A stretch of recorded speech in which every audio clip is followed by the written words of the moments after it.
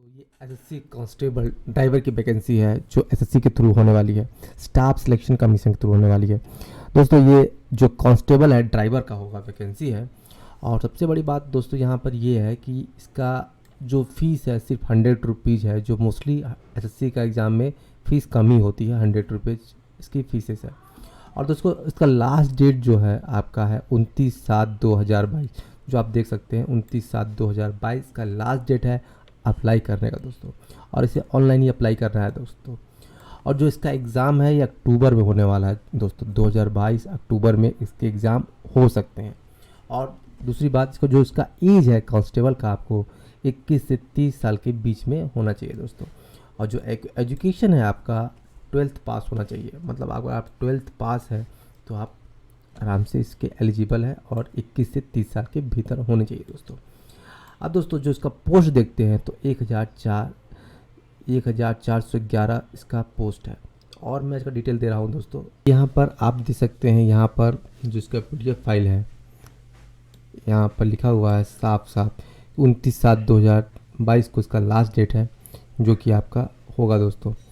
और दोस्तों इसके जो कंप्यूटर एग्ज़ाम है अक्टूबर 2022 को होने वाला है। अब हम थोड़ा नीचे आते हैं, स्क्रॉल करते हैं और इसके बारे में पढ़ते हैं दोस्तों। यहाँ पर हेड कांस्टेबल जो है आपका, यहाँ पर कुछ टेली प्रिंटर ऑपरेटर भी होंगे और वायरलेस ऑपरेटर का भी इसमें जॉब है। अब जब हम नीचे आते हैं तो और देखिए दोस्तों, यहाँ पर इनकी सीट जो है यहाँ जनरल का है 171 है, जो सारी सीटें मिला के आपको ये पूरी वैकेंसी है इनकी। आप देख सकते हैं 171 जनरल का है, जहाँ पर आप फाइट करेंगे। अगर आप OBC हैं तो 102 में फ़ाइट कर सकते हैं, ST है तो 54 का फाइट करेंगे आप। तो एक्स सर्विसमैन है उनके लिए भी सीट है, और डिपार्टमेंटल जो है उनके लिए भी सीटें यहाँ पर है दोस्तों। अब हम थोड़ा नीचे आते हैं, हेड कांस्टेबल। अब दोस्तों यहाँ देखिए हेड कांस्टेबल फीमेल की भी वैकेंसी है, ये मेल की है दोस्तों और ये फीमेल की वैकेंसी है। अब फीमेल को अच्छा मौका मिल सकता है, फीमेल अप्लाई कर सकती हैं, तो एक बहुत बड़ा अपॉर्चुनिटी है और बहुत अच्छा है फीमेल के लिए। 96 पोस्ट है, डिपार्टमेंटल 11 हैं, जिसमें कि आपको EWS OBS SC ST की भी सीटें हैं अलग अलग। अब यहाँ आते हैं दोस्तों, ये सबसे पहली बात, जो कैंडिडेट है मस्ट भी वो सीनियर सिटीजन, मतलब भारत का ही निवासी होना चाहिए, सिटीजन इन इंडिया होना चाहिए दोस्तों। एक बात और बोलना चाहता हूँ, इसमें मोस्टली जो जनरल वाले हैं 18 से 27 साल लिखा हुआ है। और जैसे जैसे OBC है, जैसे कि मान लीजिए 18 से 27 हो गया जनरल वालों के लिए एज है दोस्तों। अब लिखा है upper age maximum 5 year age candidate belong to schedule caste of the triple category, मतलब SC और ST के लिए 5 साल बढ़ाए गए हैं दोस्तों, 3 साल OBC के लिए भी हैं दोस्तों। अब इसके बाद हम आते हैं और भी नीचे, देखिए दोस्तों SC ST का 5 साल, OBC का 3 साल बढ़ाया गया है। अब यहाँ पर हम आते हैं डिपार्टमेंटल, अगर आप दिल्ली पुलिस में हैं तो 40 साल तक भी अप्लाई कर सकते हैं, OBC 43 45, मगर डिपार्टमेंटल पुलिस में भी आप होके अप्लाई कर सकते हैं अगर आपका एज उसमें 40 के भीतर है और डिपार्टमेंटल हैं आप तो। अब यहाँ पर दोस्तों highest male female relaxation of 5 centimetre, जो ये आपका चेस्ट है मेल का वो 5 सेंटीमीटर होना चाहिए। जब आप सांस फुलाते हैं और छोड़ते हैं तब का ये मेजरमेंट होता है दोस्तों।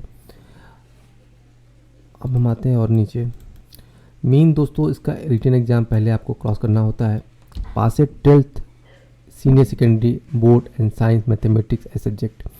इसमें लिखा है कि आप पास होनी चाहिए 12th विथ। अब मैं एक बात और आपको इंटरप्रेट कर बनाता हूँ जो उस पर लिखा हुआ है, जो पास होने चाहिए आपको, जो 12th पास होते हैं लड़के तो साइंस से हो या मैथमेटिक्स से, मतलब अगर साइंस लिए हैं या तो आप फिजिक्स केमिस्ट्री मैथ हो ऐसे सब्जेक्ट से आपको पास होना है, मतलब कि 1-2 सब्जेक्ट तो ऐसे होने चाहिए जो। और एक आता है नेशनल ट्रेड सर्टिफिकेट, ये भी अगर आपके पास है, जैसे 10th के बाद लड़के पॉलिटेक्निक करते हैं या कुछ करते हैं जो अलग कोर्स ले लेते हैं थोड़ा सा ट्रेड वाले, तो वो सर्टिफिकेट वो भी अप्लाई कर सकते हैं दोस्तों।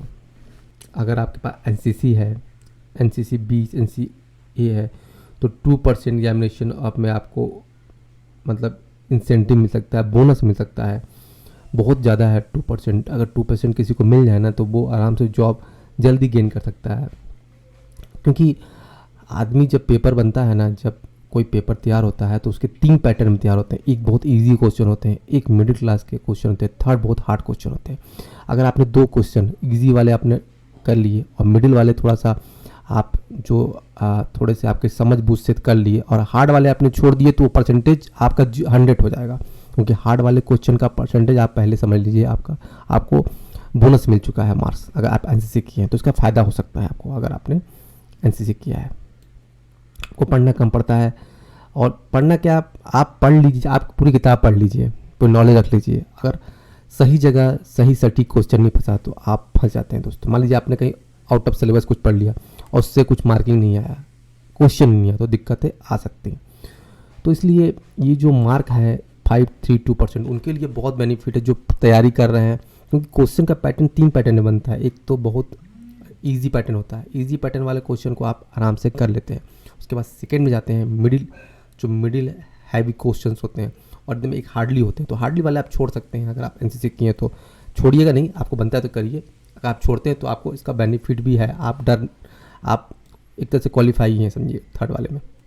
अब दोस्तों यहाँ पर हम आते हैं कुछ आपके पेपर पैटर्न पर, जो कि आपका एग्ज़ाम होगा, जनरल अवेयरनेस होगा। जनरल अवेयरनेस के 20 क्वेश्चन आएंगे जो 20 मार्क एक नंबर क्वेश्चन होंगे।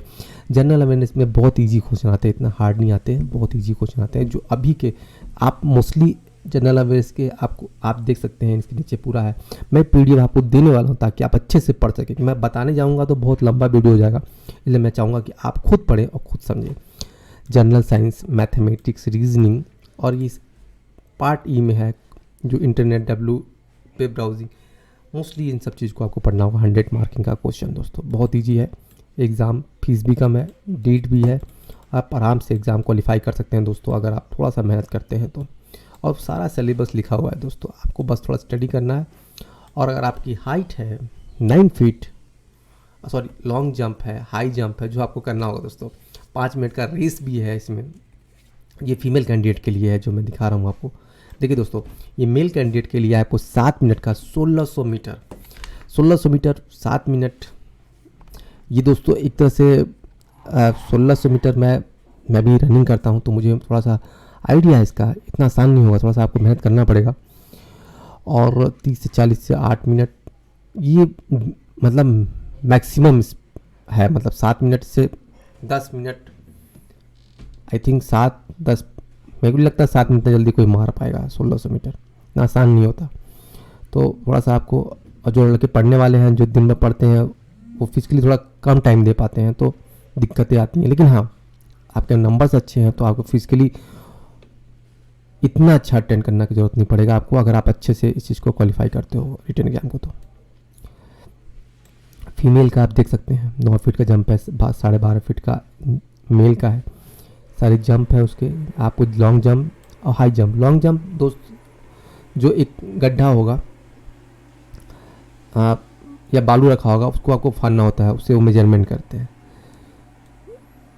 हाई जंप, लॉन्ग जंप मतलब डिस्टेंस वाला होता है दोस्तों, एक कूदा। और हाई जंप दोस्तों एक लकड़ी लगी होगी, उस लकड़ी से ऊपर कूदना होता है, उसको हाई जंप बोलते हैं दोस्तों। चलिए दोस्तों, हमारे साथ बने रहिए। मैं आपको बहुत सारे एग्ज़ाम, अगर आप गवर्नमेंट एग्ज़ाम की तैयारी कर रहे हैं तो मैं आपको बहुत कुछ बताने वाला हूं जो आपके लाइफ में एग्ज़ाम में आपको फ़ायदा देने वाला है। और दूसरी बात मैं आपसे ये बोलना चाहता हूं कि अगर आप गवर्नमेंट जॉब के अलावा पावर प्लांट, जैसे बड़े बड़े पावर प्लांट, जैसे कि जो एक तो मिनी रत्न पावर प्लांट होते हैं जैसे कि एनटीपीसी, ये सब, और दूसरे जो हिंडाल्को या अदानी जैसे पावर प्लांट होते हैं, उनमें जॉब चाहते हैं तो मैं उन जॉब को ढूंढ के लाता हूँ, आपका रिज्यूम वहाँ तक पहुँचाता हूँ। तो मेरे साथ बने रहिएगा ताकि आपकी जॉब लग सके और हमें भी थोड़ा सुकून मिल सके। क्योंकि